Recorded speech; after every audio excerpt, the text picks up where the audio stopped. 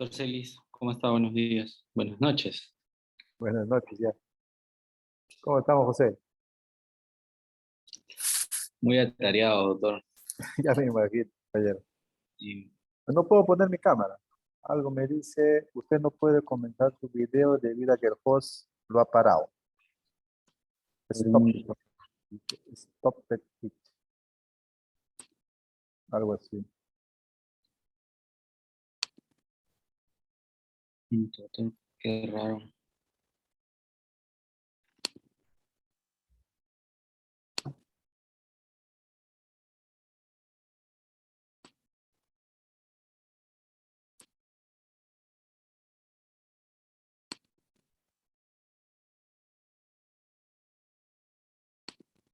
Poquitos.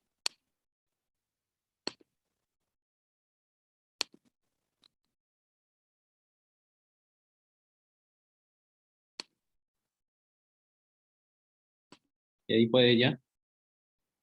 A ver, a ver. Ahí está.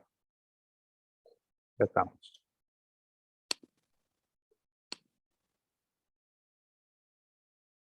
Sí, estoy buscando dentro de la lista al doctor, de la lista de asistentes, doctor, Ah, ya.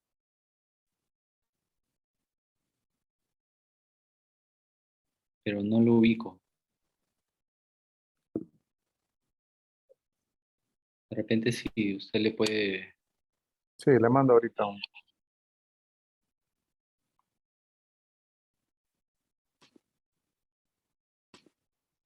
¿Conseguiste algo de su CV? No, no, doctor. En Google hay bastante. Ábrete uno de ahí. O sea, ahí yo cuando lo busqué había uno bien resumidito, bien simple. Profesor emérito.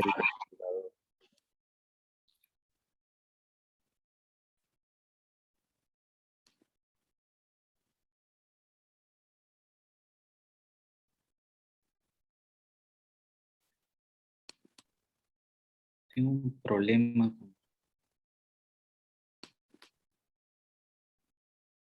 No sé qué ha pasado con lo de Facebook que se ha desconectado ahorita Ah, para el live. para el live, sí. Doctor, no lo ubico, doctor. Eh,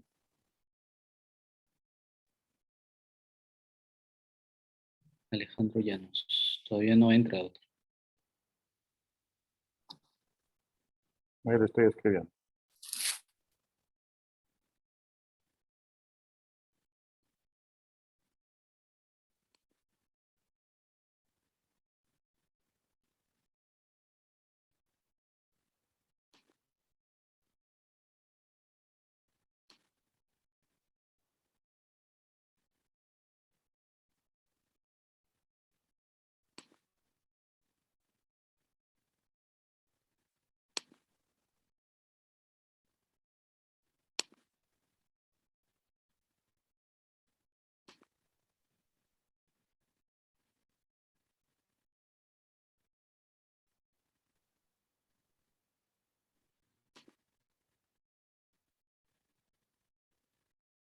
Que ahorita no estoy en mi casa, doctor. Por eso es que tengo pequeños problemas.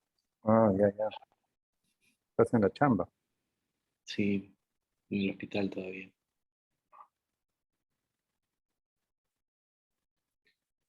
Eh, Todavía no entra el doctor.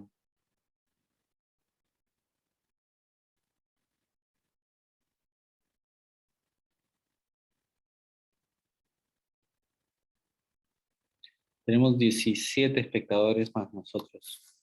Ujú. Está bueno.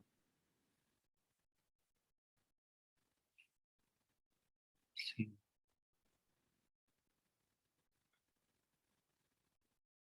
Y creo que hay eco, ¿no? ¿Hay eco? ¿Usted escucha el eco? No. No, no. Ok.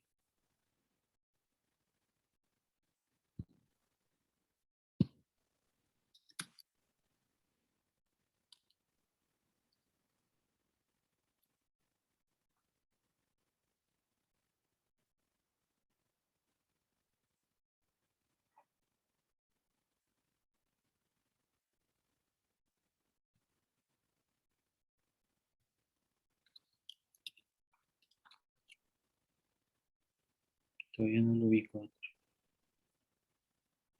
Alejandro Llanos. No, todavía no hay. Ahí está.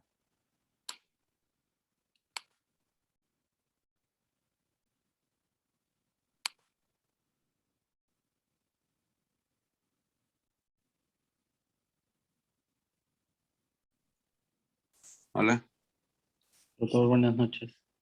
Doctor Llanos, ¿cómo bueno. estás, Juan Carlos? Bien, doctor, bien, todo bien. Puede encender su cámara, doctor. Ok. Gracias. ¿Cómo está, doctor? ¿Cómo están? Bien, ¿Bien? bien, bien, doctor, todo tranquilo.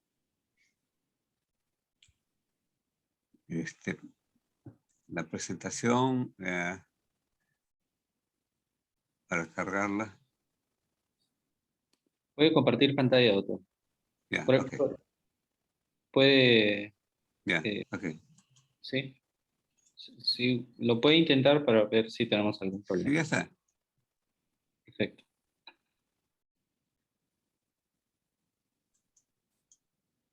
Cuando usted diga, doctor Celis. ¿Se ve bien?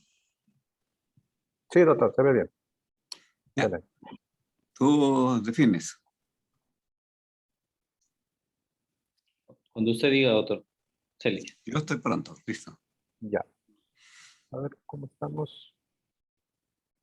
Damos 2 minutos, doctor. 7:05 arrancamos. Está llegando acá.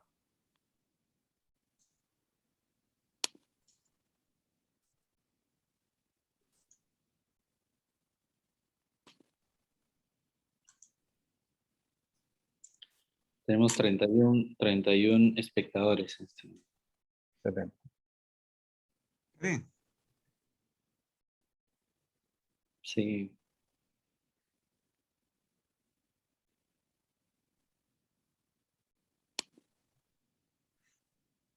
Doctor Llanos, ¿iba a venir a Iquitos, me parece? ¿Cómo? ¿Iba a venir a Iquitos estos días, me parece? La Zapía me dijo que iba a dar su vuelta por allá. Sí, la próxima semana va a estar allá. Ah, ya, ya. Sí. Si puede, nos damos una reunión, un almuercito, doctor, para conversar ¿Ya? un rato. ¿Ya? ¿Cómo no? Excelente. Gracias.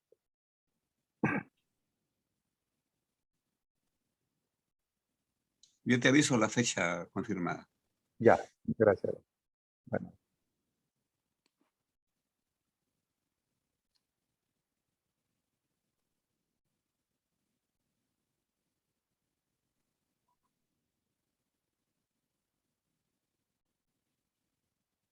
Doctor Celis, usted va a dar las palabras de bienvenida. ya, está bien. Yo puedo explicar la dinámica de la presentación, el tema de las preguntas y respuestas y de ahí lo presenta usted y usted Claro, después ya lo presentamos al doctor. claro.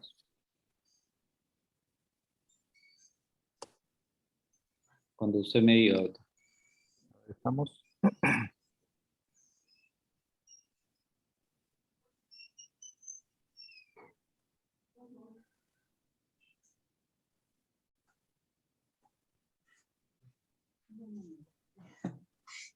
Bueno, adelante. Adelante. Listo, Muy ya bien. estamos 7:05. Muchas gracias por la participación en este evento web.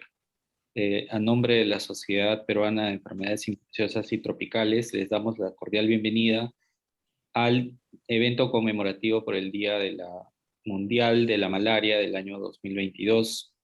Para nosotros es un honor tener en esta conferencia al doctor Alejandro Llanos y nos acompaña en este evento nuestro presidente, el doctor Juan Carlos Celis. Sin más preámbulos, hay que invitar al doctor Juan Carlos Celis para que dé las palabras de bienvenida en este evento. Buenas noches. Gracias, José. Muchísimas gracias a todos por estar en este seminario web. En esta ocasión, el SPEID por el Día Mundial de la Malaria, lucha contra el paludismo. Hemos tenido a bien invitar al doctor Alejandro Llanos Cuentas, en realidad el doctor Alejandro, past presidente de la sociedad, médico infectólogo, doctor en medicina, PhD en epidemiología, reconocido investigador profesor emérito de la Universidad Peruana Cayetana Heredia, fundador de varias escuelas dentro de la Facultad de Medicina, y desde acá de la Amazonía le reconocemos su amplia trayectoria en la investigación en malaria. A raíz de este llamamiento que está haciendo la OMS, la Organización Mundial de la Salud, para luchar contra la malaria, y lo ha llamado, hay que acudir a las innovaciones, a las nuevas tecnologías para luchar contra la malaria. Y a raíz de eso se nos ocurrió justamente esta presentación dirigida por alguien que está haciendo justamente esas investigaciones y aprovechando esas tecnologías, esos avances que hay ahora contra la malaria. Y justo él nos ha propuesto este tema tan interesante que es posible eliminar la malaria en la Amazonía. Así que vamos a tener el gusto de escuchar al doctor Alejandro Llanos Cuentas darnos esta conferencia. Bienvenido, doctor Alejandro. Adelante. Muchas gracias, doctor Celis. Mi agradecimiento a usted y a la Junta Directiva por la deferencia a presentar esta ponencia en un día tan significativo para la lucha contra la malaria. No es que gratuito la celebración del Día de la Malaria a nivel mundial. A inicios de este milenio, los países más desarrollados escogieron 3 enfermedades para controlarlas y eliminarlas, porque eran las que tenían mayor problema: tuberculosis, VIH-Sida y malaria. Entonces, malaria siempre ha sido un problema muy serio en el mundo. Yo quería comenzar haciendo un hincapié en definiciones. Nosotros hemos tenido las 3 cosas. Erradicación. Recuerden que el año 50 el Perú decidió por erradicar justamente a iniciativas de la OMS. Y hubo con bastante apoyo internacional siguiendo un modelo que predecía que aparentemente era posible eliminar malaria, ¿no? Lamentablemente no funcionó. Pero erradicación significa reducción permanente a 0 de la incidencia mundial. Son palabras mayores, ¿no? Que en ese momento no se catalogó. Control son el conjunto de actividades para disminuir la transmisión local y minimizar el problema de la malaria como salud pública. Sin embargo, los efectos son temporales y con mucha frecuencia ocurren la resurgencia. Y eliminación, que es un poco ahora la meta, se define como la interrupción de la transmisión local de la malaria en una zona geográfica. En este caso estaríamos hablando de la Amazonía, como consecuencia de las actividades antimaláricas. Y esto significa 0 de casos locales. Sin embargo, el problema no termina porque hay que seguir aplicando medidas complementarias para evitar la reintroducción de la malaria. Con estos conceptos, la siguiente pregunta es, ¿por qué tenemos que eliminar malaria? ¿No es suficiente con lo que estamos haciendo? Y esta respuesta la vislumbra desde el 2013, Alan McGill, que trabajó en el Perú, muy amigo nuestro, y que yo creo, he conversado mucho con él todos los años que venía, parte de estas las propuestas que hace, toma conciencia de eso en el Perú.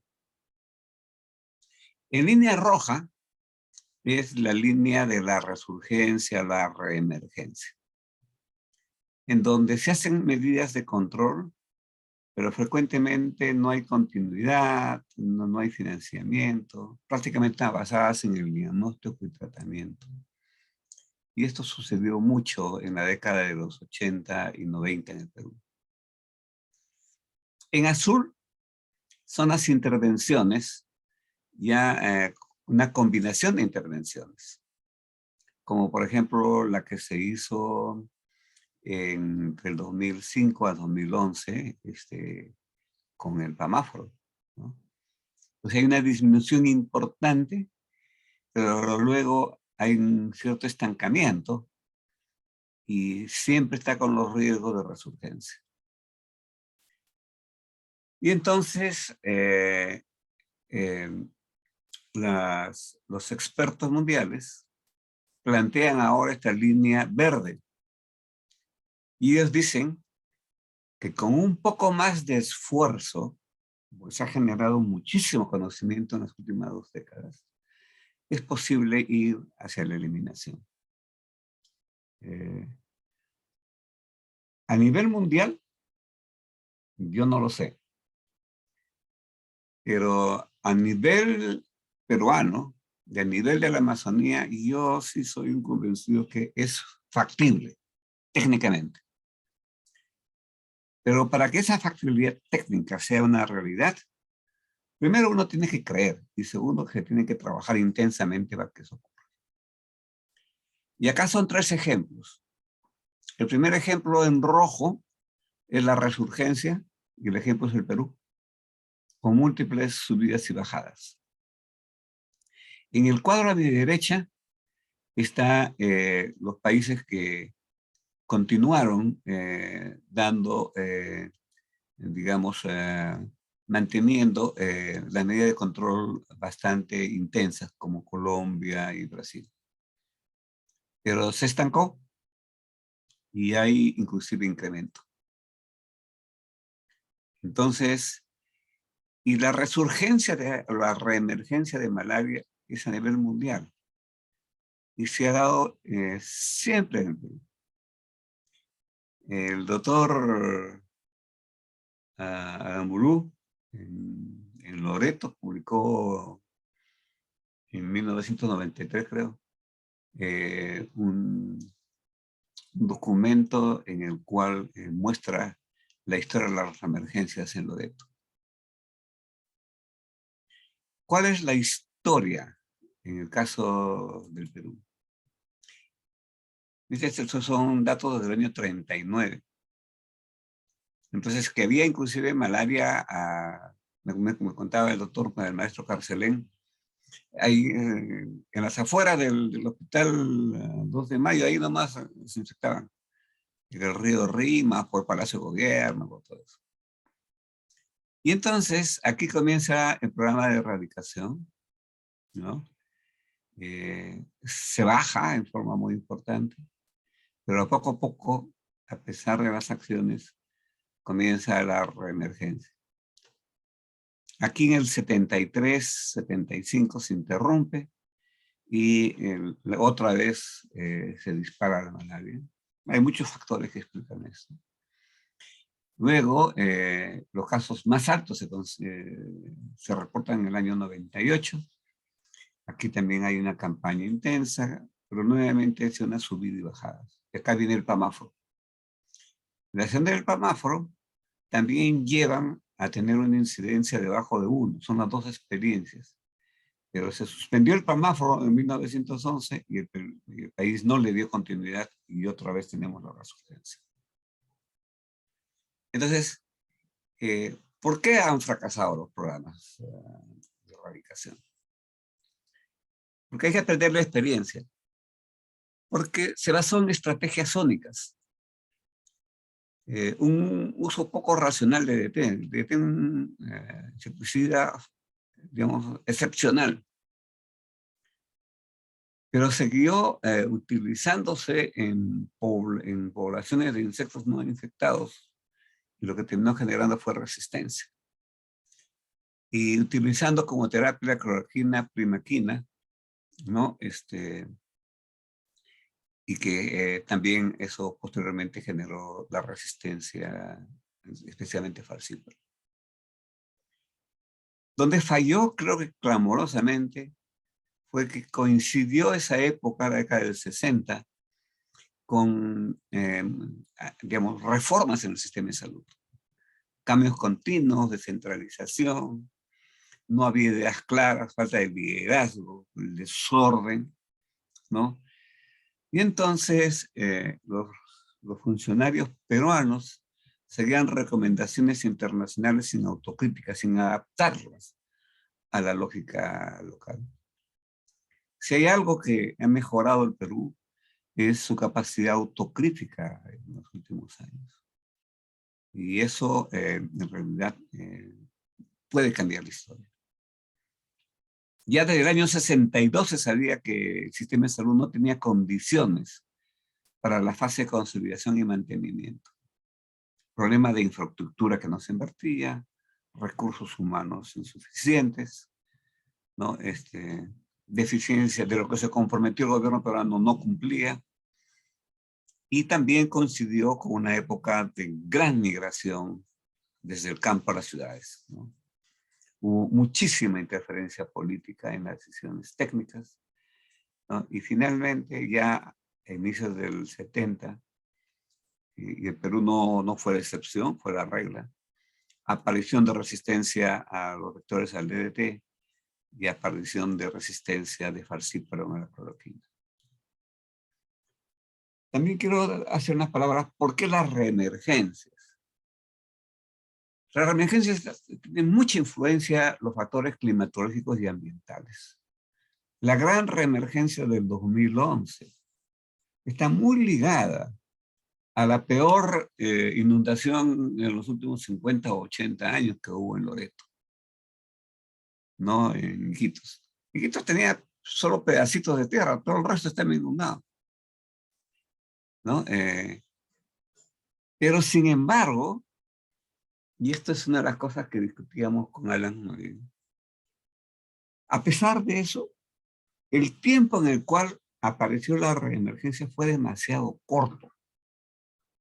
Entonces eso significaba que algo había fallado en el Tamaco, ¿no? Entonces eso nos ha llevado a replantear una serie de investigaciones para justamente aprender de las experiencias. ¿Hubo falta de sostenibilidad del programa? Sí, siempre le echamos la culpa, y eso es cierto, hay falta de sostenibilidad. Como la malaria estaba abajo y comenzó a subir el dengue, todo el dinero se fue para el dengue, ¿no?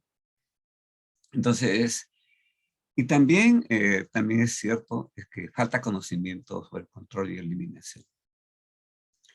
Entonces, apareció, por ejemplo, una corriente que las mismas estrategias pueden servir para todas las enfermedades transmitidas por vectores. En otras palabras, usar las mismas estrategias para dengue y para malaria es un craso error, pero eso se hizo un tiempo. La siguiente pregunta que me hago es, ¿por qué tenemos que priorizar la Amazonía?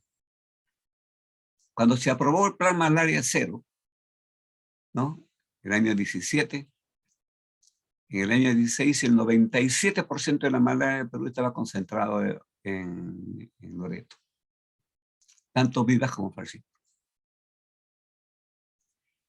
Y miren, aproximadamente casi el 81% de las enfermedades transmisibles, ¿no?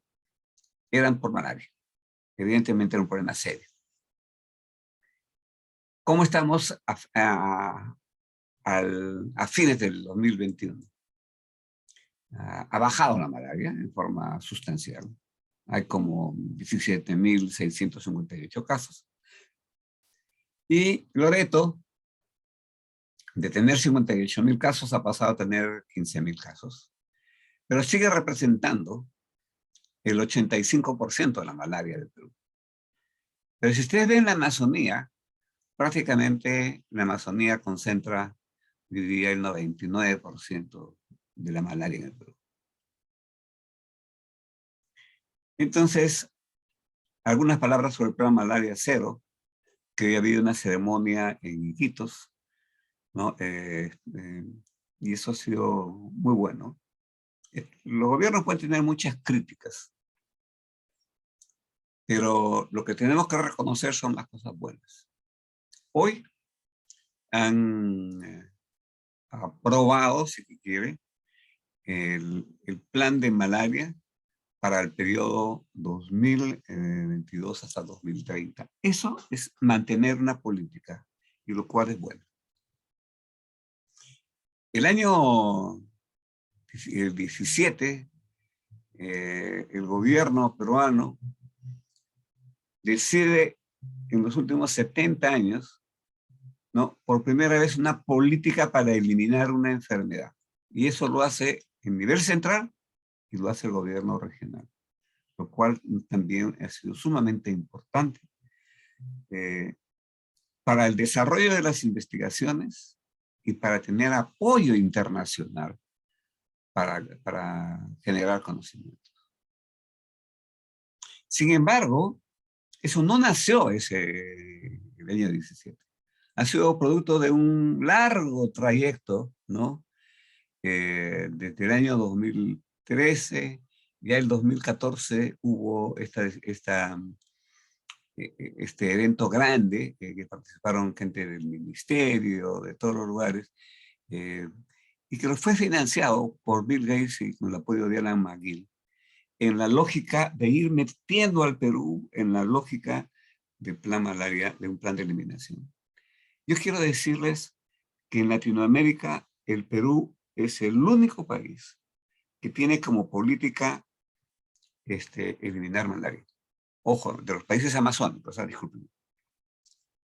Sé que Argentina, Paraguay, pero no son países pues, amazónicos, son países con un nivel de malaria bajo. Pero de los países grandes, endémicos, que representan el problema, esto no quiere decir que, por ejemplo, Brasil no haga acciones de control y algunas partes de eliminación, pero no lo tiene como política nacional, ¿no? Entonces, y esto fue consecuencia, pues, de, como dijo el doctor Celis, producto de una serie de investigaciones, ¿no? En todos los campos, y que nos ha permitido dar información, generar primero la propuesta, luego ir mejorándola, y esto siempre ha tenido la participación de la Direza Loreto. Tenemos que reconocer su permanente apoyo e interés en eliminar esto. Entonces, una de las primeras cosas que vimos que era necesario es que se tiene que tener un modelo. Las cosas no son del aire, tiene que tener una estructura. Yo, como dijo en la presentación el doctor Celis, yo soy infectólogo tropicalista.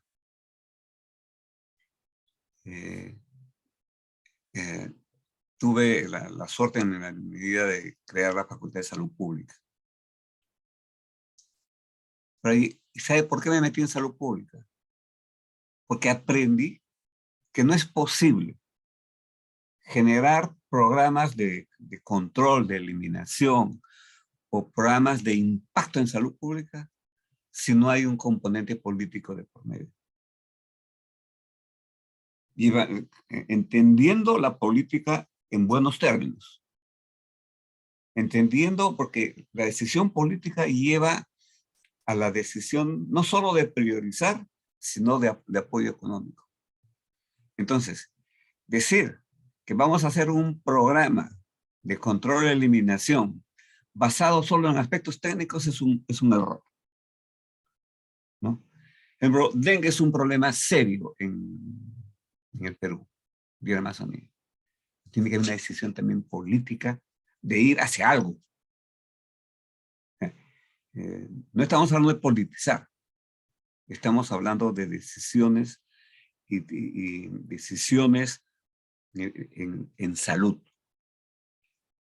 La otra cosa que aprendimos es que no hay institución como el Ministerio de Salud para operacionalizar. Los programas tienen que hacerse a través del Ministerio de Salud, con todos los problemas que representan. No es fácil trabajar muchas veces con el Ministerio de Salud. Pero tiene que ir a través del Ministerio de Salud. Pero la otra cosa que también es clara es que la sostenibilidad no la da el Ministerio de Salud. La sostenibilidad la da los propios interesados, la propia comunidad. Y es por eso que hay que trabajar en un fortalecimiento de la prevención y promoción comunal, de los pueblos, de las cosas afectadas, y eso significa educación. Entonces, esta estructura, este modelo, no, sale de la experiencia también de otros países como México, que se vio que se fueron adecuando a la lógica, a la estructura peruana.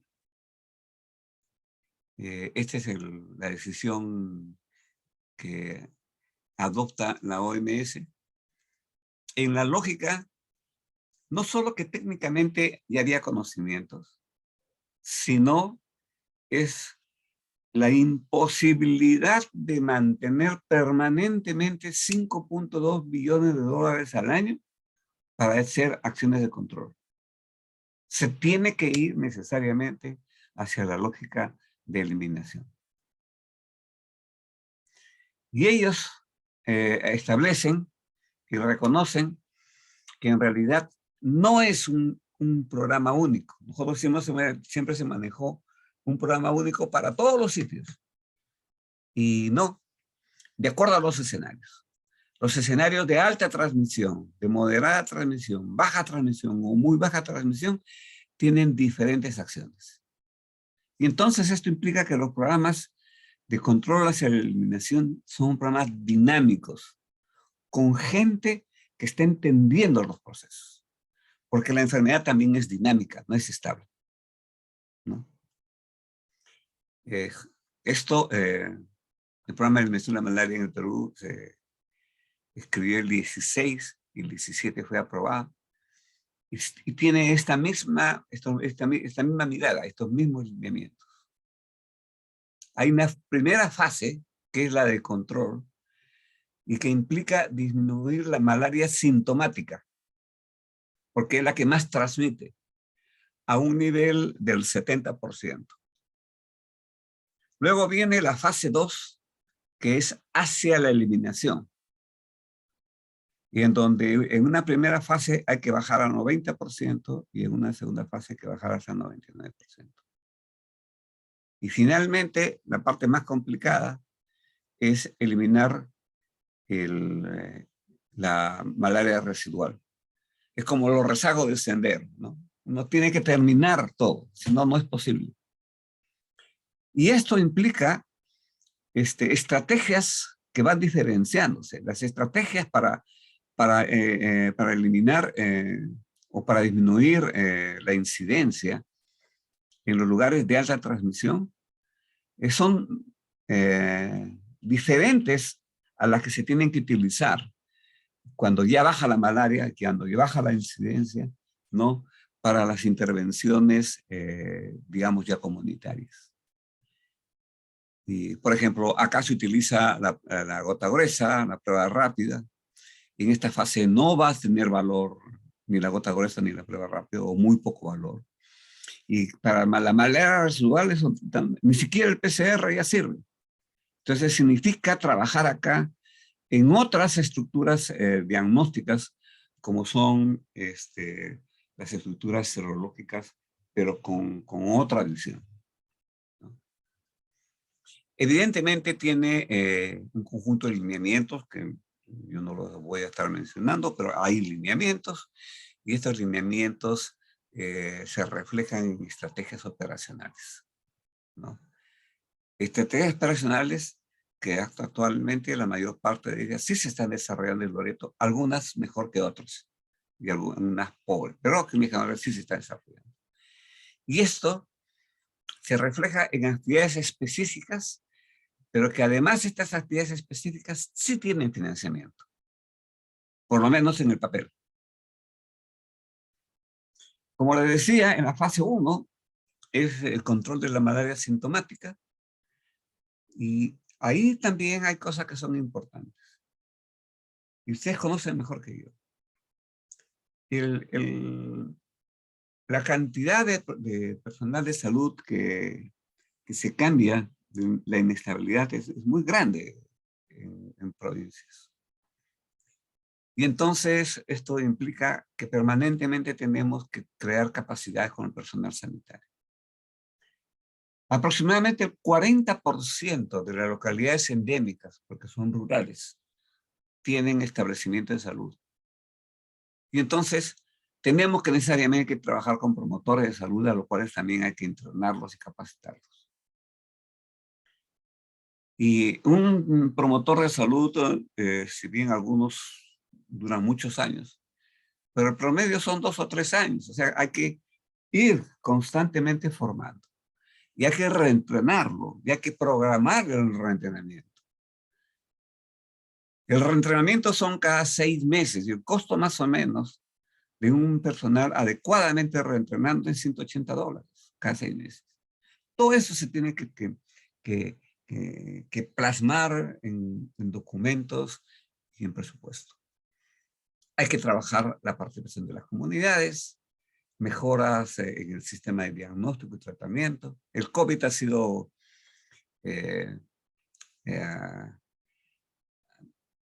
se ha jalado muchísimo personal de malaria, ¿no? Y ha descuidado muchas zonas, ¿no? Pero felizmente ya está cayendo y esperemos de que las personas retomen sus sistemas. Pero también hay que trabajar todo un sistema de logística y distribución de los medicamentos. Pero qué difícil es a veces cuando hay existiendo medicinas, no están en los lugares donde se necesitan. Porque hay toda también una lógica burocrática difícil de seguir, que eso también se tiene que trabajar. Tiene que la formación de grupos de bases, ¿no? Y acá el indicador es incidencia. Lo que hemos aprendido también en estos años es que antes se planificaba macro, a nivel de distrito, a nivel de provincia. No.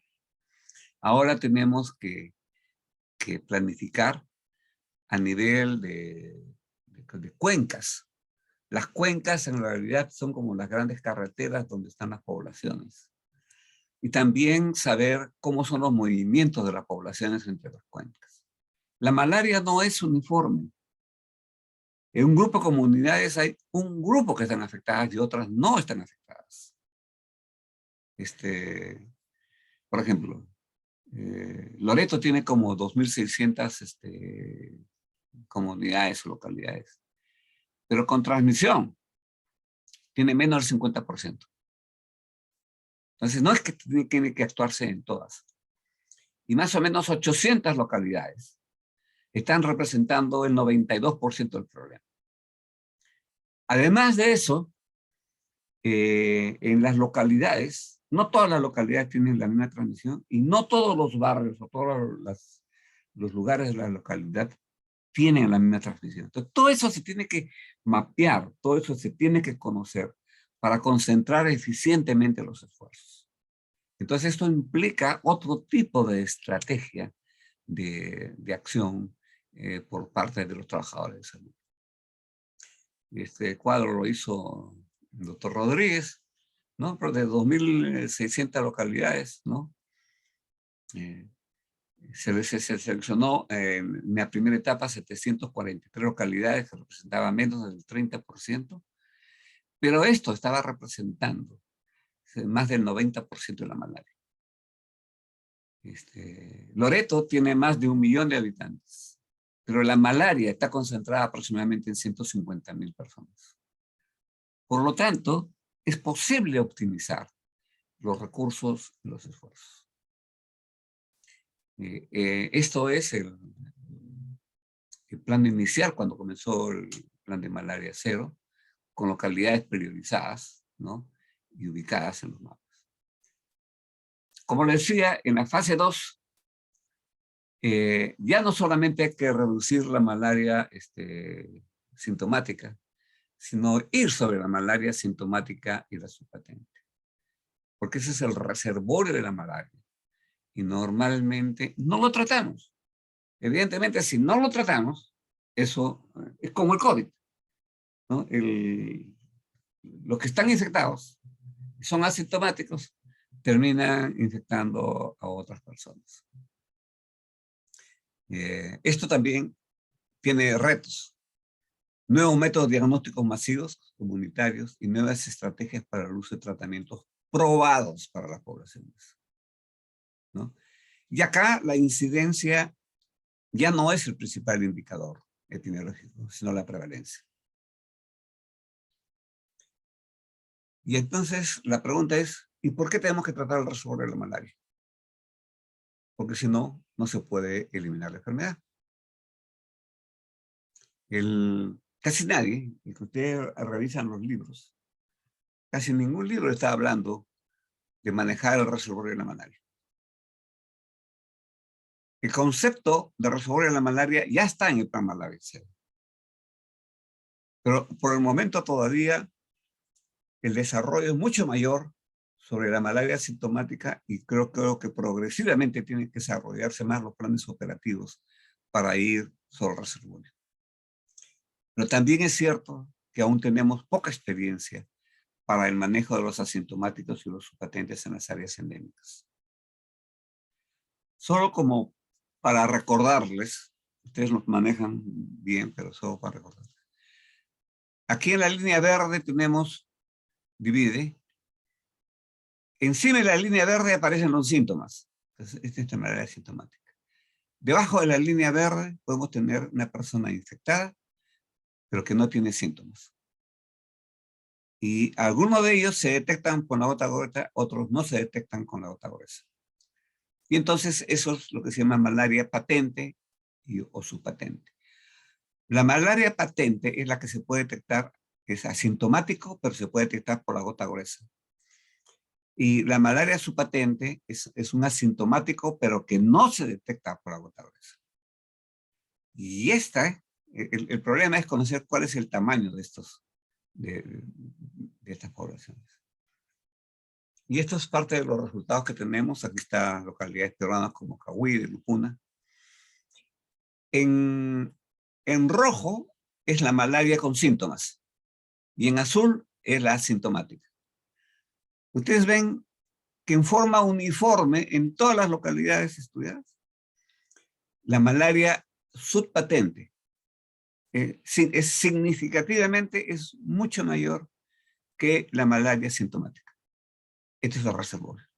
Es por eso que no podemos nosotros, los programas de control de la malaria van a tener siempre un efecto transitorio, ¿no? El otro mensaje acá es que la edad tiene importancia, pero no es exactamente igual en todas las localidades. En algunas localidades pueden diferir ¿cómo se llama? El significado. En la parte baja está la malaria subpatente de la, discúlpame, arriba era la patente, abajo era la sintomática.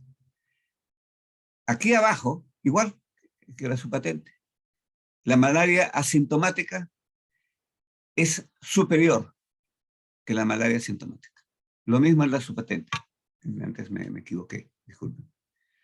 Entonces, eso implica que tenemos un reservorio importantísimo de la malaria que no lo estamos tratando ni estamos, digamos, enfrentando. En estos gráficos, en el gráfico A, es la transmisión a los mosquitos. En rojo son los que tienen síntomas. Entonces, la malaria sintomática transmite mucho más que la malaria sintomática. En azul son los asintomáticos, pero también transmiten. A pesar que no se detecta por la microscopía y la parasitemia aparentemente puede ser muy baja, ¿no? También transmite, ¿no? Y esto se ve tanto con la parte de los trofosoritos como también con la parte de los gametocitos. Y entonces, esto fue publicado recientemente en Perú y Brasil, ¿no? En el Lancet, creo que es eso. Y los mensajes acá es que los portadores asintomáticos constituyen el reservorio de la malaria en la Amazonía. En aproximadamente 25.000 observaciones de malaria vivax, los detectados por métodos moleculares como el PCR son 3 veces más frecuentes que los detectados por microscopía. Los asintomáticos son aproximadamente 9 veces más que los sintomáticos. O sea, por cada sintomático que tenemos de vivax, tenemos 9 asintomáticos. Y los portadores asintomáticos son menos infecciosos, es cierto, pero son responsables entre el 12 al 25% de la transmisión de la malaria en las comunidades. Entonces, y eso es la razón por la cual, digamos, permanece en el tiempo. Los niños tienen mayores parasitemia que los adultos y frecuentemente son más asintomáticos. Por lo tanto, son el grupo que más transmite y los que son usualmente con problemas para tratamiento. Les decía que la fase 3 va a ser la eliminación de la malaria residual. Esto va a ser un esfuerzo largo. Yo no creo que lo vea. Pero acá el PCR tampoco va a servir. ¿Por qué? Porque no va a tener la sensibilidad para detectar el nivel de parasitemia. Entonces dice, pero dicen, no, en Piura ya no tenemos malaria. No, no es que no tienen. Claro que hay. Lo que pasa es que no están teniendo la capacidad de detectarlos. Han desarrollado ahora un PCR ultrasensible para determinar. Y este es un ejemplo de cómo no se utiliza un antígeno. Se utiliza paneles de antígenos, ¿no? Que es una de las cosas que faltó en COVID, por ejemplo. Entonces, el COVID siempre estuvo en función de 1 o de 2 antígenos. Acá están haciendo paneles de 34 marcadores serológicos, incluidos las cepas de Perú. Y hemos aprendido, ¿no?, que con estos paneles, no todos los países responden igual a los mismos antígenos, a pesar que son vivax. Porque los vivax, el vivax de Brasil, el vivax de Perú y el vivax de Tailandia, aunque son vivax, existen variantes. Y no todos sus determinantes antigénicos son exactamente igual o responden bien a una técnica serológica. O sea, importar con facilidad una técnica serológica de otro sitio no significa que va a servir para el país. Dice la necesidad de tener investigación local. Y que felizmente en la Universidad de la Amazonía y hay un grupo de gente que está formado en estas cosas. La otra cosa que también, hay muchas cosas de malaria que no sabemos. Difícil de entender.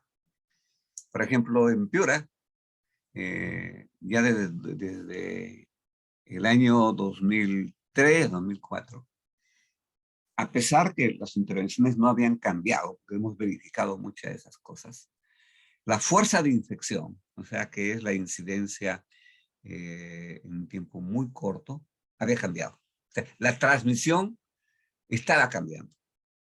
Tanto, mucho más para falciparum y para virus. Hemos buscado causas, qué sé yo. La hipótesis aquí es que lo que ha cambiado es la capacidad del vector. Por ejemplo, ¿por qué hubo un brote tan intenso en Cahuide y en la zona de la carretera, en líneas generales, en el 2012? Porque con la inundación, el Darlingi, que vivía a la ribera del río, fue desplazado por las aguas y se asentó en los lugares de la carretera que eran más agresivos. Era mejor transmisión, picaba más. Y entonces pasaron de 5 picaduras a 600 y entonces la transmisión se hizo mucho más intensa. Pero también al revés es posible, ¿no? Una población de vectores no puede ser reemplazada por otra de la misma especie, pero con otras características. Eso falta en realidad nunca he podido conseguir un tesista, sobre todo dinero, que quiera hacer estos estudios en vivo. En resumen, la proporción entre sintomáticos, asintomáticos, subpatentes, van a variar de acuerdo al nivel de transmisión. Y entonces esto implica que las estrategias de alta, moderada, baja y moderada residual van a cambiar en el transcurso del tiempo.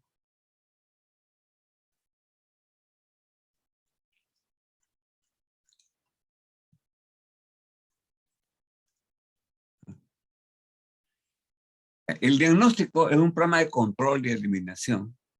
Es un poco diferente a la identificación de un paciente.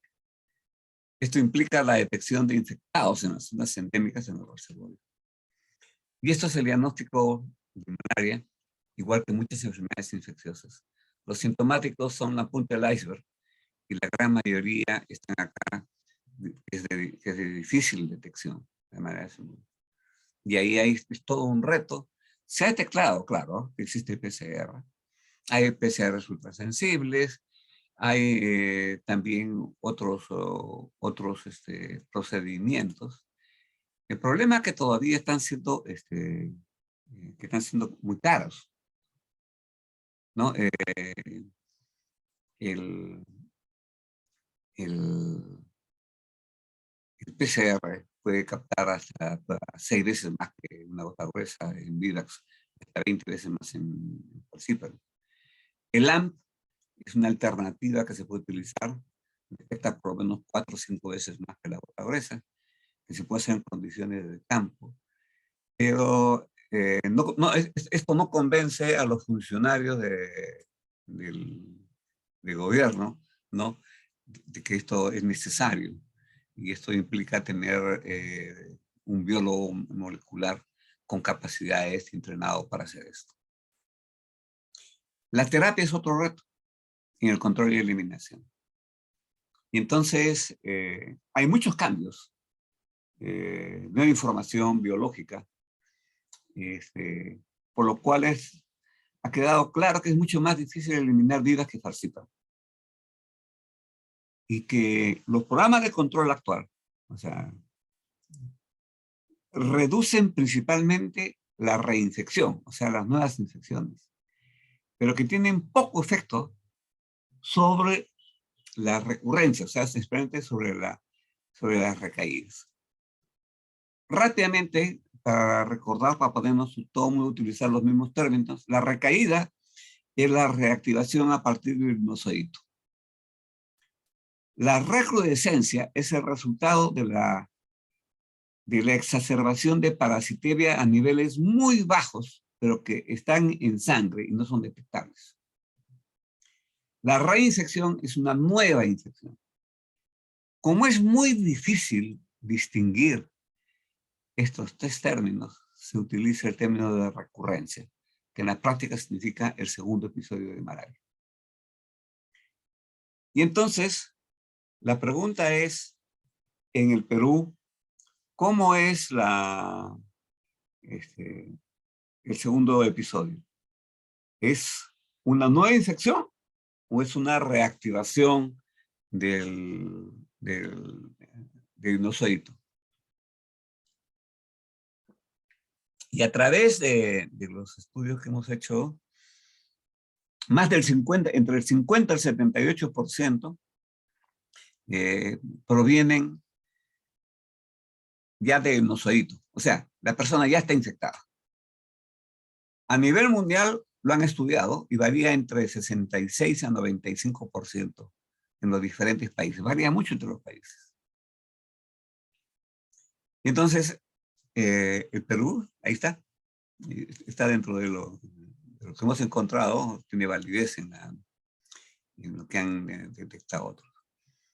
El otro concepto importante es que la recurrencia, ¿no?, depende de la dosis de la primaquina. Y acá lo explico en la siguiente slide. Lo que recomienda, las dosis que recomienda el OMS y que utiliza el Perú en 7 días, equivale más o menos a 2.5 miligramos como dosis acumulativa. Y ahí las recurrencias van a variar entre 10 a 15% de la población. Cuando las personas tienen baja adherencia, o sea, no toman las pastillas o lo interrumpen, las recurrencias pueden ser casi el 50%. Cuando uno, entonces no hay resistencia a la primaquina. Entonces, cuando uno incrementa la dosis, ¿no? Como 3.5 o hasta 5, en ese caso las recurrencias bajan alrededor del 1%. Entonces, cuando tenemos casos que están recurriendo con facilidad, lo que tenemos es que incrementar las dosis. Sin embargo, cuando uno incrementa la dosis de primaquina, lo que incrementa también es el riesgo de efectos adversos, especialmente con la deficiencia de glucosa 6-fosfato deshidrogenasa. Entonces, el primer problema que tenemos con la cura radical es que es la adherencia al tratamiento. En el Perú lo han medido y la adherencia en promedio es 62%. Con 7 días, ¿eh? No estamos hablando de 14 días. Y la doctora Chela Mesa midió en grupos nativos y es alrededor del 30%. Yo estoy esperando la publicación de la doctora Mesa. Y el problema de deficiencia de glucosa 6-fosfato es que es una enzima que sirve para los procesos oxidativos múltiples en el organismo. El problema es que con las 8 aminoquinoleínas, como es la primaquina, ¿no? Genera hemólisis. Y en alguna gente con deficiencia importante o extrema, puede generar una hemólisis masiva y la persona morirse, en teoría, ¿no? En la práctica eso sucede muy poco. Y las mujeres son más heterocigotas, pero tienen también mayores niveles de deficiencia. Este es el mapa de deficiencia de glucosa 6-fosfato muy intensa en África y en Asia. Latinoamérica tiene bastante menos. En el Perú la verdad que no está bien medida. Lo que se ha hecho acá, se han hecho en Lima con alrededor de 1%. Lo que nosotros hicimos en Loreto está en 4%, pero con niveles de, digamos, del 70%, ¿no? Y entonces se está reestudiando ahora. El otro problema con la primaquina es que la primaquina no es el principio activo que mata el parásito, sino son los metabolitos. Entonces, y para que se transformen en metabolitos activos, se necesita una enzima que es la citocomo P450. Y entonces hay población que tiene deficiencia en esta enzima, y las que tienen deficiencia tienen entre 7 a 8 veces más riesgo de fracasar al tratamiento con la primaquina. ¿Cuánto es la proporción de esto que tenemos en el Perú? No lo sabemos. Entonces, finalmente, ¿cuáles son las nuevas alternativas terapéuticas que tenemos en una lógica de control y eliminación?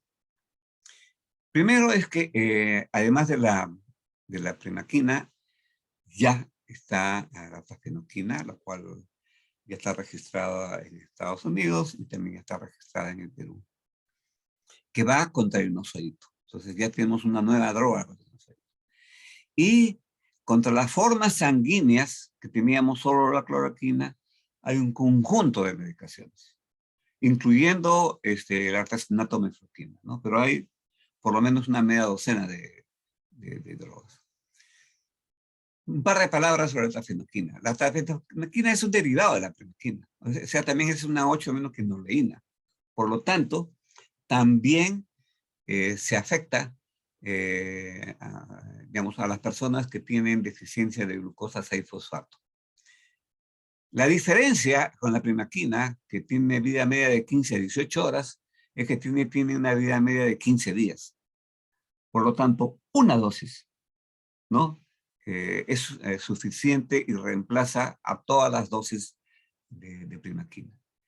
Y estos son los estudios a 6 meses, en donde la eficacia de cloroquina con tafenoquina o cloroquina con primaquina es similar.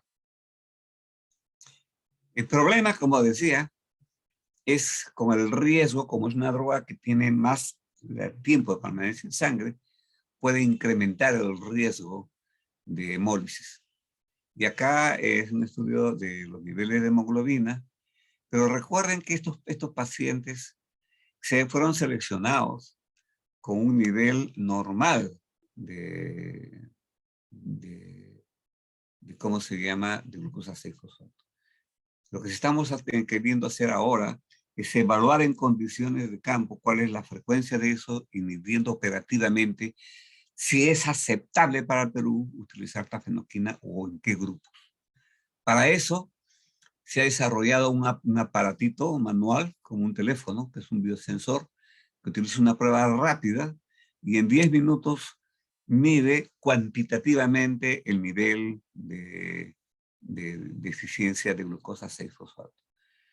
Este estudio que estamos por comenzar, ¿no? Está teniendo todos los niveles de seguridad para que ver si operativamente el trabajador de campo o el promotor de campo lo pueden manejar con seguridad. ¿Cuál es el potencial beneficio de la tafenoquina? Es que solo cambiando, o sea, para las personas que se puede utilizar, se puede disminuir por lo menos en 30% la cantidad de malaria. Hacia futuro, ojo, no estoy hablando que esto tiene que ser, ¿no? Hacia futuro, ¿no? El efecto de las drogas antimaláricas, ¿no? Hay nuevas alternativas como la lumefantrina, la piperacina. La diferencia es que estas medicaciones tienen un tiempo de vida media en sangre que pasan las 100 horas, las 120 horas. Entonces, la reactivación de los sinusoiditos, ahora que estamos estudiando en Titos, comienza el día 21, ¿no? Y se manifiesta clínicamente en promedio a los 2 meses. Pero no comienza con cientos de parásitos, comienza con muy pocos parásitos, 10, 12 parásitos. Por lo tanto, si esto se reactiva y encuentra una medicación que todavía tiene actividad, evidentemente esto va a ser suficiente para matarlo. Y entonces, las recaídas que son cada 2 meses, lo que vamos a tener probablemente se puede postergar o se puede eliminar. Hay estudios hechos en Brasil con otras medicaciones, con las combinaciones de drogas tipo amodiaquina con piperacina, el coartem, la mefloquina artesonato, que tiene una eficacia de más del 99% para virus. Finalmente, ya deben estar cansados, vamos a tener que llegar en algún momento al tratamiento en masa. El tratamiento en masa no es nuevo, se utilizó desde la época de los 50, tanto para IVIA como para CIPA.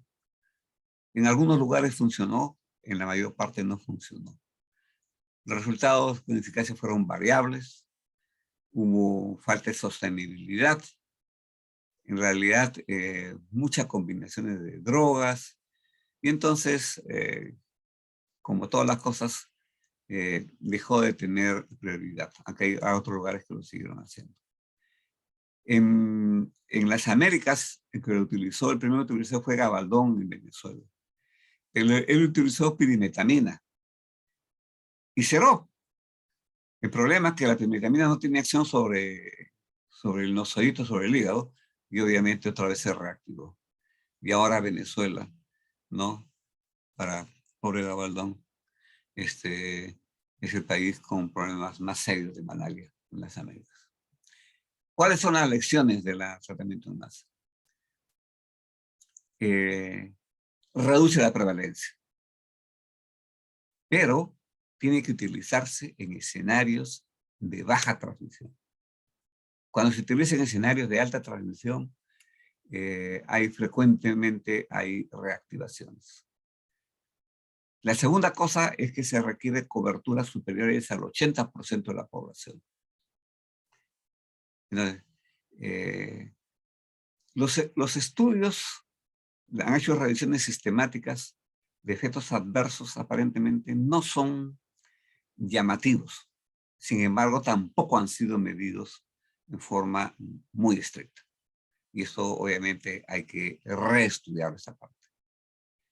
Se requiere mejorar las técnicas y las actividades de farmacovigilancia. Y ahora es posible. La doctora Magali Blas, por ejemplo, en Mamás del Río, utilizan celulares y utilizan tabletas y prácticamente se tiene una vigilancia casi en tiempo real. Mira, las comunidades la comprenden. Es más difícil convencer a las autoridades de salud. Hay que tener cuidado al extrapolar los resultados de otros países, ¿no?, a nuestra realidad, ¿no? Entonces, y esto tiene que estar adaptado a la cultura de la población. Si no está adaptado a la cultura de la población, eso no va a caminar. Entonces, en conclusión, el tratamiento en masa, lo que se llama ahora focal, no a todos, no los que tienen riesgo, que son las alternativas, en un estudio bien diseñado, ajustado a la mentalidad, con una visión a largo plazo, sí es una alternativa para la fase 2, y esto podría ser el camino hacia la eliminación. Entonces, finalmente, el plan malaria cero ya es una realidad. Ha bajado 75% de la malaria en 3 años. Técnicamente es factible avanzar hacia la eliminación. Tiene que incluir ambas especies.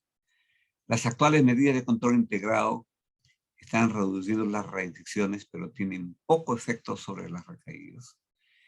Es necesario verificar la eficacia de la tafenoquina en estudios de campo, ¿no? Y porque tiene un potencial para la reducción sustancial de la incidencia. Los programas de eliminación tienen que tener ajustes dinámicos conforme se va aprendiendo y conforme se va obteniendo experiencia. Finalmente, el apoyo político es fundamental para poder avanzar. Gracias. No sé si hay preguntas. Muchas gracias, doctor Llanos, por su excelente presentación. Hay preguntas, claro que sí. Hay una pregunta de la doctora Álvarez que dice, en el caso de malaria residual, si el PCR ya no es suficientemente sensible y se requiere el PCR ultrasensible, ¿qué tan factible sería que el país pueda adquirirlo? ¿Y qué tan factible es su uso en poblaciones de tan difícil acceso como la Amazonía? Mira, primero es que es una técnica que en realidad ya se hace en el Perú. Y que igualito, ahora, una de las ventajas que ha tenido el COVID, ¿sabe qué es? Ha puesto técnicas moleculares en la mayor parte de las regiones. Por lo tanto, si son capaces de hacer un PCR para el COVID, es una adecuación de una técnica que sí se puede hacer. Eso no debería ser un impedimento. El problema es el costo. Y entonces tiene que verse tecnologías, porque si tú no te vas a hacer cientos para encontrar uno. Y entonces hay una tecnología que se llama hotspots, o sea, tratar de detectar los puntos claves en donde comienza a ocurrir la transmisión o donde llega un caso. Y entonces se mapea ahí entre 50 a 200 metros, ¿no? Eso hay que probar que funciona. Pero esas son alternativas. Excelente. Muchísimas gracias, doctor, por su respuesta. Hay otra pregunta que dice, ¿es posible realizar campañas de desparasitación masiva como se hace con albendazol en comunidades endémicas, sabiendo que la deficiencia de glucosa 6-fosfato deshidrogenasa en la población es baja? Se hacen muchos esfuerzos en hacer las pruebas para tratar, teniendo en cuenta que muchas veces no son accesibles para finalmente dar tratamiento a positivos sin conocer el estado de esta deficiencia. Y la siguiente pregunta dentro de este párrafo es, ¿se ha evaluado la posibilidad de infectar a los vectores con Wolbachia para disminuir las tasas de reproducción y transmisibilidad? A ver, mira, nosotros lo que queríamos hacer es, si tú miras, la población en riesgo de Loreto son 150.000 personas. Una prueba para deficiencia de glucosa 6-fosfato cuesta más o menos $1, $1.50. No es mucho. Y lo que queremos hacer, no nos han aceptado, pero esperemos hacerlo en algún momento, es a cada persona que vive en una zona endémica hacerle la prueba de deficiencia de glucosa 6-fosfato. Y ponerle igualito que cuando vamos a votar, ¿no? Si es deficiente, un color, y si es normal, otro color. Se lo pegas en su DNI chiquitito, una estrellita, por decir. Lo que todavía, y es cierto, no nos aceptan, porque todavía están diciendo que eso puede variar, una vez sí y otra vez no. O sea, hay que estudiar un poco más. Pero eso sí es factible.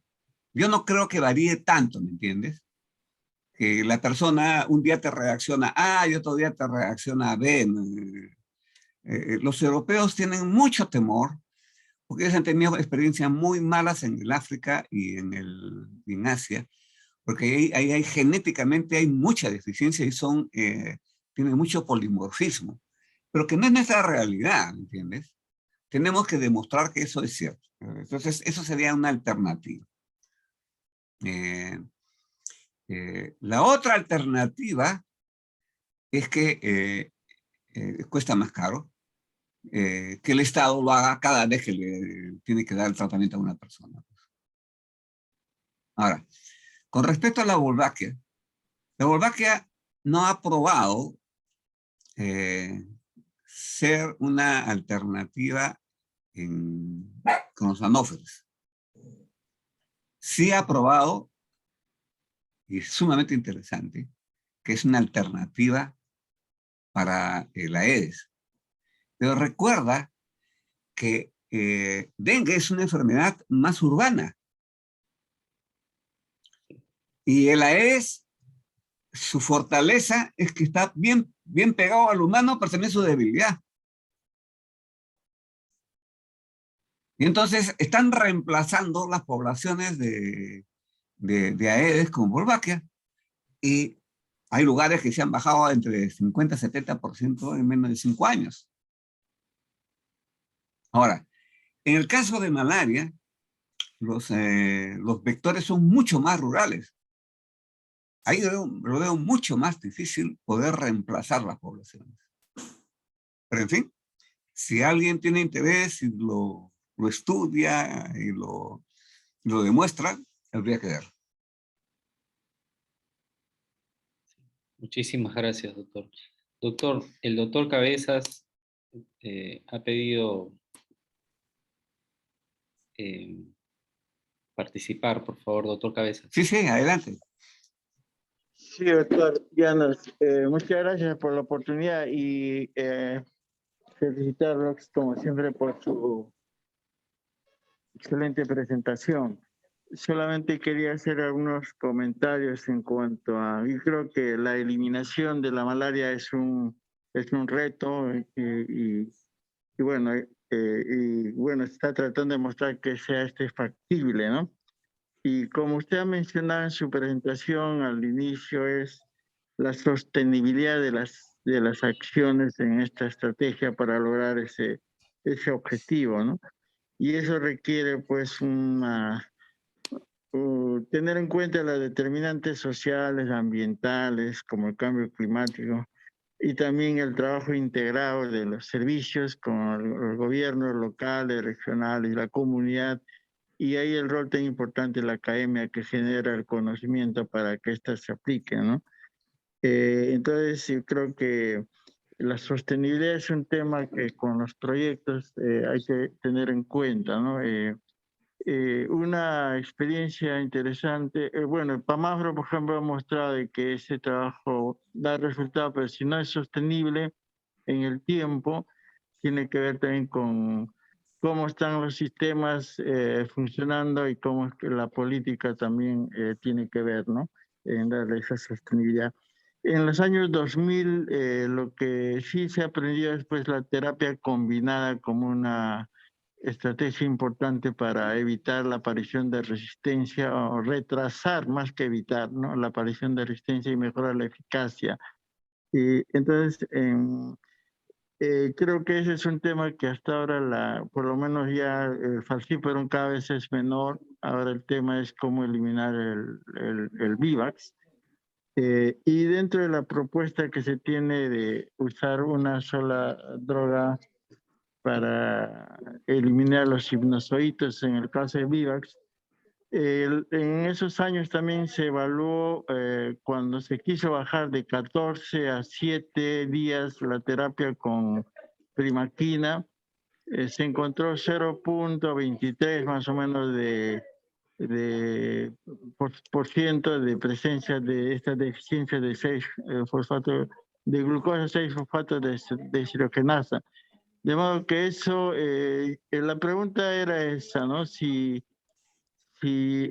vale la pena, yo como estudio me parece excelente, ¿no? Saber si esa prevalencia de esta deficiencia sigue así baja o debe ser.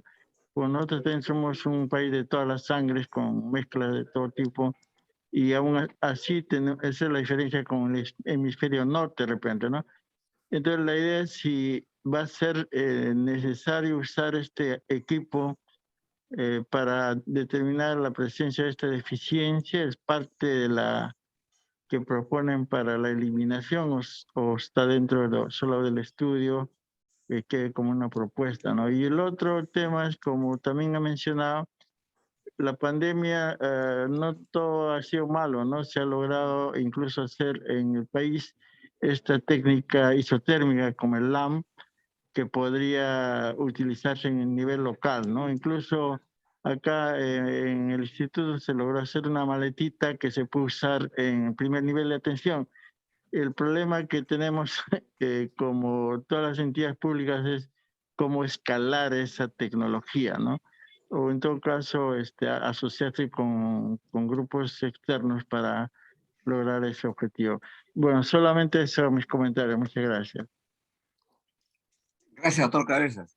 En realidad son varios. A ver, voy a comenzar por la terapia. La terapia en malaria siempre es combinada. Siempre es combinada. Está proscrita monoterapia. Ahora, lamentablemente solamente tenemos 2 drogas que actúan con el hipnozoito. Pero el hipnozoito no es que tenemos miles.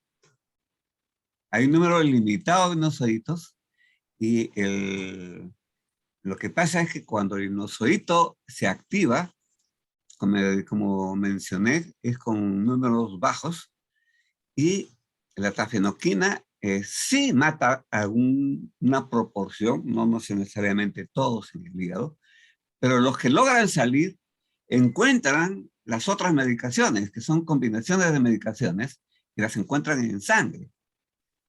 Y entonces eso es lo que terminan de matándolos. Es por eso que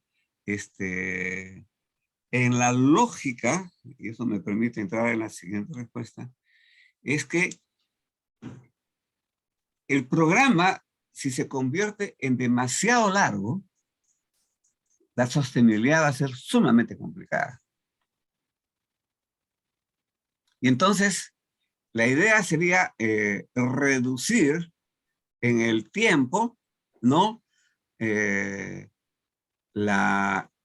Llamemos entre comillas, ¿sabes? Entre comillas, la limpieza de los parásitos del cuerpo. Hay un modelo matemático que, ojo, los modelos matemáticos siempre uno tiene que tomarlo entre comillas, ¿no? Hay un modelo matemático que se ha desarrollado por el doctor Ángel Rosas. Y se pone que entre 3 a 5 años, no como dicen los europeos, de aplicación de una vez, no, sino de 2 o 3 rondas por año, sí puede reducir el tiempo. Entonces, hay que demostrarlo. Yo no estoy diciendo que existen las facilidades. Ahora, miren, la experiencia del PAMAFRO fue extremadamente interesante. Uno de los problemas que nosotros tenemos es que la inestabilidad política también termina afectando notablemente a la gente.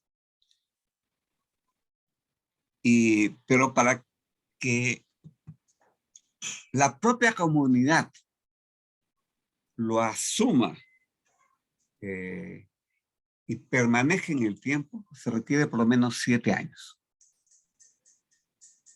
Entre 7 a 10 años. O sea, hacer programa de intervención de 3, 4 años sin darle sostenibilidad a ese tiempo va a ser un problema. ¿Cómo sabemos eso? Porque fuimos a Oaxaca, en México. Y ellos han aplicado todo un programa y prácticamente ellos han eliminado el 98% casi. Tienen rezagos. Y consiguieron que las comunidades tomasen como bandera de salud la eliminación de la malaria. No un día, sino los alcaldes se lanzaban a las elecciones teniendo en su propuesta ese tipo de cosas. Entonces, sí, es medio complicado, pero no es difícil. Por eso necesitamos, como usted ha dicho, participación de las universidades. No solo es el Ministerio de Salud, ¿no? Otras instituciones que crean, porque el asunto del desarrollo comunal es el beneficio para muchísimas otras cosas. Mortalidad materna, mortalidad infantil, aspectos de anemia. Entonces hay que empoderar, tiene que haber una inversión del Estado en empoderar a la comunidad y darle sostenibilidad. Eso yo soy convencido. ¿Verdad? No lo hacemos por el momento, no lo hacemos, pero que hay que hacerlo, hay que hacerlo. ¿Qué otra? Ya habló sobre el diagnóstico. Siempre estoy de acuerdo que es posible hacérselo en las comunidades. Hay que escalarlas, ¿no? Hay que escalar implica invertir económicamente, ¿no? No sé qué otra cosa más se me está pasando a otras cabezas.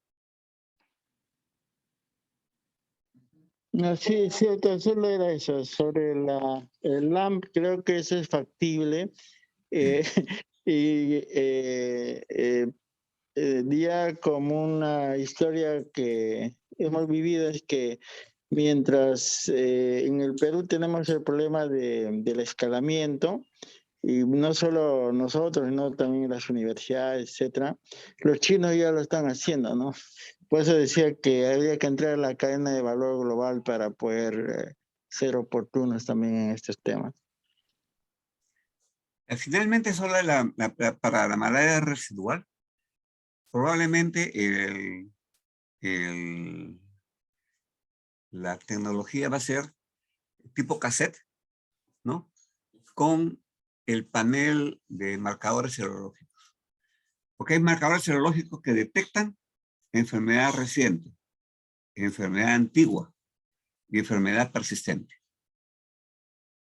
Y entonces ese tipo de cosas deben desarrollarse y que hay muchas instituciones trabajando en eso, ¿no? Entonces, pero lo importante es estar ahí. Yo sí soy convencido, hay que creer. Si uno no cree, no es posible. Uno tiene que creer que es posible. Técnicamente, es cierto que hay muchos peros, pero también estoy de acuerdo. Pero si no, si Gandhi no hubiese creído, la India no sería libre ahora.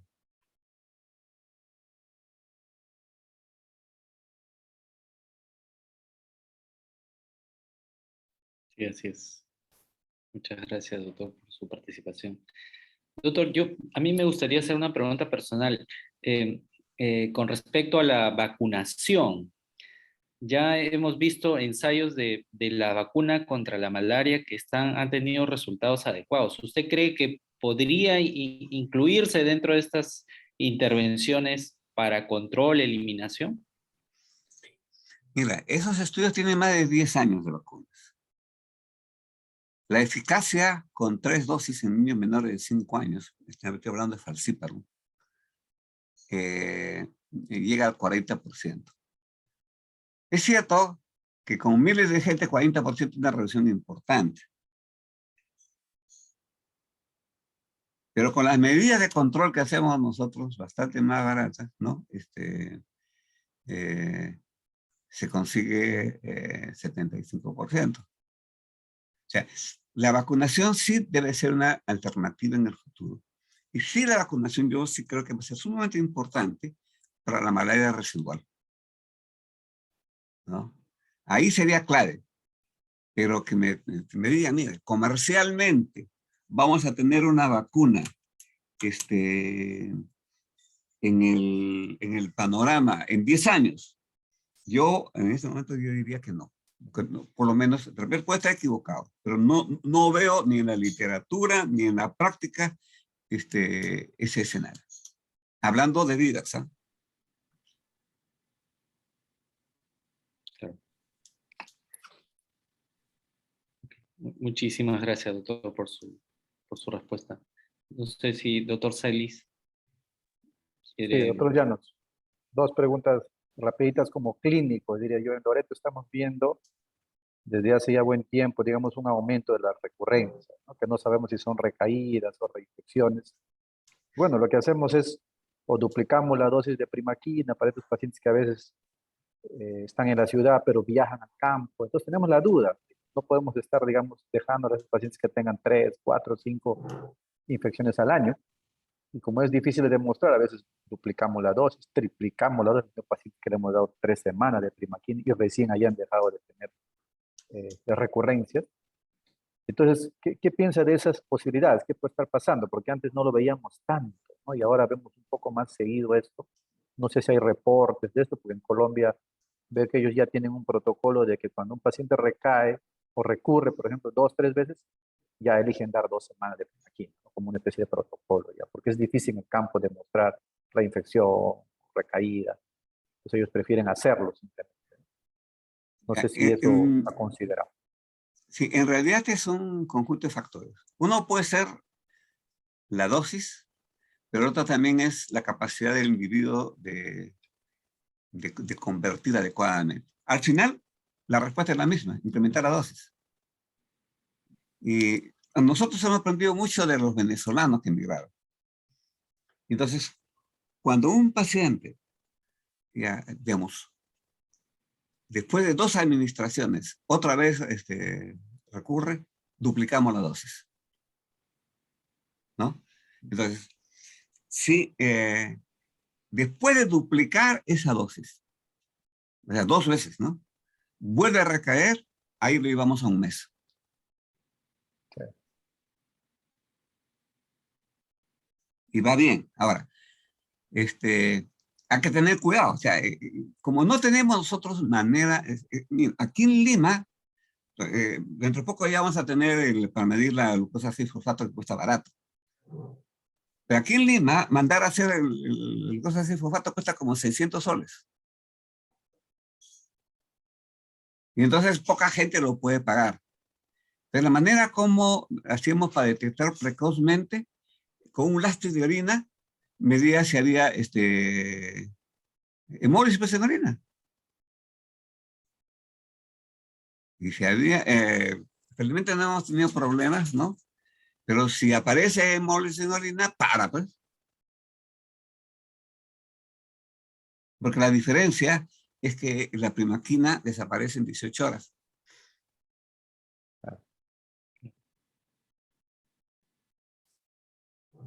Ahora, aquí en la Amazonía nosotros no dosamos a nadie el glucosa 6-fosfato de diclofenaco para darle primaquina.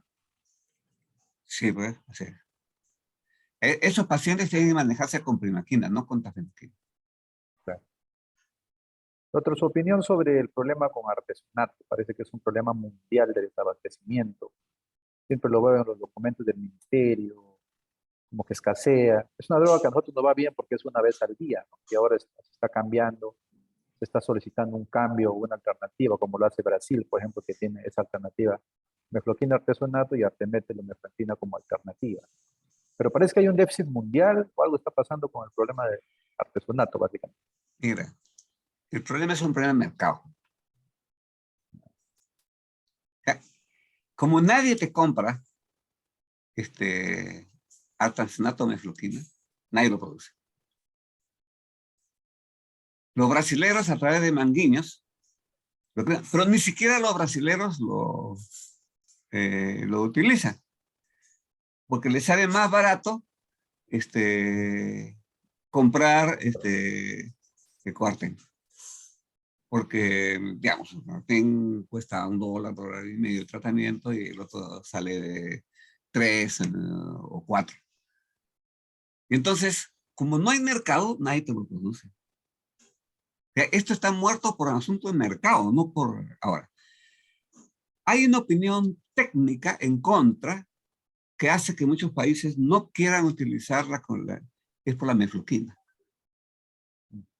Porque la mefloquina, la dosis que utilizamos nosotros, yo he visto, pero no mucho, produce problemas mentales, problemas psiquiátricos, o sea, algunos son serios, les quita el sueño, y entonces eso se ve realmente mucho en África, en Asia, ¿no? Y en proporciones altas, y entonces ellos no lo recomiendan. Entonces, esa falta de recomendación de los organismos internacionales hace que simplemente haya pasado. Lamentablemente, creo que mefloquina artesonato va a ser muy difícil que se mantenga. No hay en el mercado así, se acabó. Hay cosas, por ejemplo, medicamentos buenísimos antes que estaban en el mercado, no hay en el mercado, pues fue reemplazado por un producto peor. Pero así pues. Gracias, doctor. Muchas gracias, doctor Jan.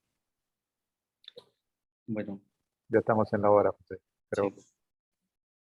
Bueno, doctor Llanos, doctor Cabeza, doctor Celis, agradecemos su participación y a todos nuestros asistentes también a esta muy interesante conferencia que nos ha brindado doctor Llanos, y los animamos a ver la repetición de este evento ya en nuestro sitio web.